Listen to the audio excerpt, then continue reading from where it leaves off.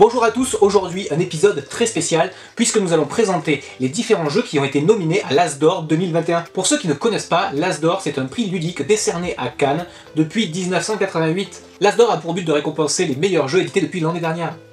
Chaque année, en début février depuis 1988, sont nominés aux As d'Or 12 jeux dans 3 catégories différentes. Catégorie enfant, catégorie expert et la catégorie jeu de l'année ou plus exactement le jeu famille. Le gagnant de chaque catégorie est désigné lors du Festival international des jeux à Cannes, qui se déroule habituellement fin février. Cette année, malheureusement, à cause des contraintes sanitaires, le festival a été annulé, mais vous pourrez toujours suivre la remise des prix qui se fera en ligne. On attaque tout de suite avec les nominés de cette année 2021.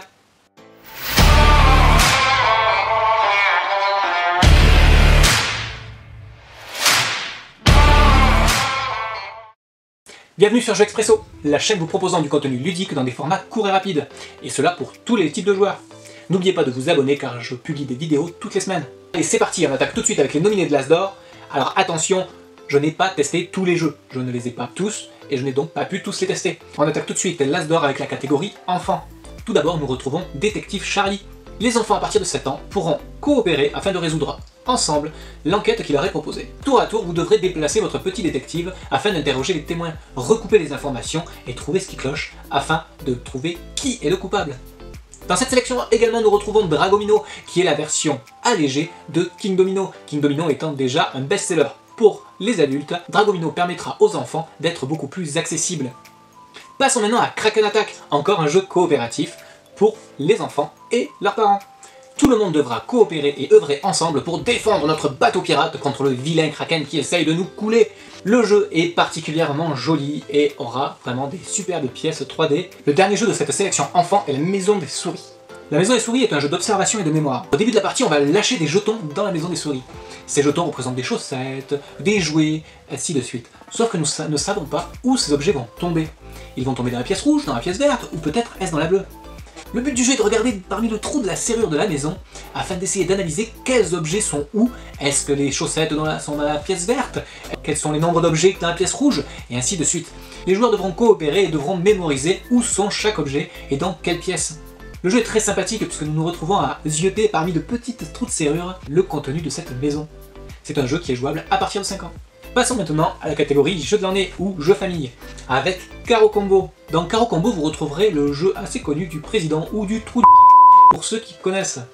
Un joueur va jouer une ou plusieurs cartes et le joueur suivant devra enchérir, et ainsi de suite. Mais dans Caro Combo, il y a deux petits twists. Le premier, c'est que nous possédons chacun 2 vies. Le but du jeu est bien sûr de se défausser de toutes ces cartes. Le dernier à se défausser de ces cartes perd donc une vie. Une fois que les 2 vies sont perdues, le joueur a perdu et la partie s'arrête. Ici, il y a plusieurs gagnants, mais un seul perdant. Le deuxième gros twist dans Caro Combo se situe au niveau de la main de départ. En effet, on vous distribue une main que vous n'avez pas le droit de trier. Pour surenchérir sur votre voisin, vous devrez choisir des cartes parmi votre main qui sont adjacentes, dans le cas où vous joueriez des paires ou des brelans. Le but étant donc de faire des séquences qui carambolent entre elles. Par exemple, vous allez jouer votre 4 afin de faire retrouver ensemble votre paire de 2. Au prochain tour, vous pourrez peut-être la jouer. Passons maintenant à Ghost Adventure. Ghost Adventure réinvente l'utilisation de la toupie. Vous allez tenir dans vos mains un plateau de jeu sur lequel va être lancée une toupie. Maintenant, à vous d'incliner le plateau dans la bonne direction afin d'attraper les objets avec votre toupie. Et attention, il va falloir également changer de plateau au fur et à mesure de la partie. La toupie devra donc sauter de plateau en plateau. C'est un jeu de dextérité. Passons au deuxième ovni de cette sélection, Micro Macro Crime City. Micro Macro Crime City reprend le principe des BD Où est Charlie. Le jeu n'est composé que d'une énorme carte très bien illustrée, très bien détaillée, de 1,10 m par 75 cm. Cela représente votre ville. Dans cette ville, plein de crimes se sont passés et il va falloir les résoudre. À l'intérieur de la boîte se trouvent 16 enquêtes. Chaque enquête vous demandera de trouver le lieu du crime, le mobile, ainsi que le coupable. Comment ça fonctionne? Tout d'abord, vous allez chercher la scène du crime. Par exemple, Monsieur Moustache a été trouvé proche du port. Très bien, vous allez chercher aux alentours du port Monsieur Moustache. Puis, à partir de ce moment-là, vous allez remonter dans le temps, essayant de retrouver Monsieur Moustache dans d'autres endroits de la ville, avant qu'il se retrouve au port. Il aura été dessiné dans la ruelle à côté, puis après proche du burger, et ainsi de suite, vous allez remonter le temps. C'est un super jeu et je parierai dessus quant à sa victoire lors des As d'Or 2021. Le dernier jeu concourant dans la catégorie jeu de l'année, Top 10. Top 10 est le jeu d'ambiance de cette année 2020. Dans Top 10, vous allez avoir 500 thèmes qui vous seront proposés. Chaque joueur, sauf un, se retrouvera à attribuer un chiffre aléatoirement entre 1 et 10. Celui ne possédant pas de carte devra répondre au thème proposé. Un des thèmes, par exemple, quel est l'objet qu'il fallait avoir lors du naufrage du Titanic? De 1 à 10, du moins utile au plus utile. Chaque joueur, en fonction de la carte qui leur a été distribuée, devra énoncer un objet. Et celui qui n'a pas de carte devra déterminer « Toi, je pense que tu as un 3, toi, je pense que tu as un 10 ». Alors si je vous dis casquette, vous mettez combien? Et si je vous dis bouée? Avant ou après le gilet de sauvetage? Passons maintenant à la catégorie expert. Tout d'abord, nous retrouverons The Crew. The Crew n'est pas si compliqué que ça, mais demandera quand même assez de réflexion pour parvenir à la fin des 50 missions qui lui est proposée. C'est un excellent jeu de pli comme la belote ou le tarot, mais avec un aspect coopératif. Oui, vous l'avez compris, les jeux coopératifs ont vraiment la cote cette année.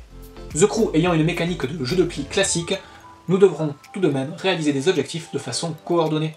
Pour avoir plus d'explications, je vous propose d'aller voir ma vidéo sur The Crew. C'est un excellent jeu, et peut-être le gagnant de la catégorie expert. Passons maintenant à un jeu qui a fait beaucoup de bruit également, les Dilemmes du Roi. Les Dilemmes du Roi se placent typiquement dans le genre d'ambiance à la Game of Thrones. Dans les Dilemmes du Roi, vous représentez une famille qui devra répondre à des dilemmes. À chaque tour, une carte dilemme sera proposée aux joueurs. Dans les Dilemmes du Roi, nous allons tracter avec les différentes familles afin de savoir comment résoudre le problème qui nous est proposé. Allons-nous écouter le peuple ou allons-nous écouter nos ambitions personnelles? Ce jeu est plein de rebondissements avec une arborescence de décisions très bien réalisée. La grande force des Dilemmes du Roi est sa narration, ainsi que son fil conducteur qui va vous amener de partie en partie à découvrir l'histoire de votre royaume et comment il va terminer. Alors maintenant parlons de Paléo. Attention, je ne connais pas bien ce jeu donc je ne pourrai vous donner que les grandes lignes. Dans Paléo, vous êtes des hommes de Néandertal. Vous allez devoir accomplir des quêtes dans un jeu totalement coopératif. Et vous répartir bien entendu les tâches qui vous incombent. Aller chercher de la nourriture, faire une cabane, peindre les murs de la grotte, et ainsi de suite. En revanche, ce n'est qu'en arrivant sur le lieu de la tâche que vous saurez exactement ce qui vous y attend. Passons maintenant au dernier jeu de la catégorie expert, Tainted Grail. Toute l'histoire de Tainted Grail se base autour de légendes arthuriennes et de mythes celtes.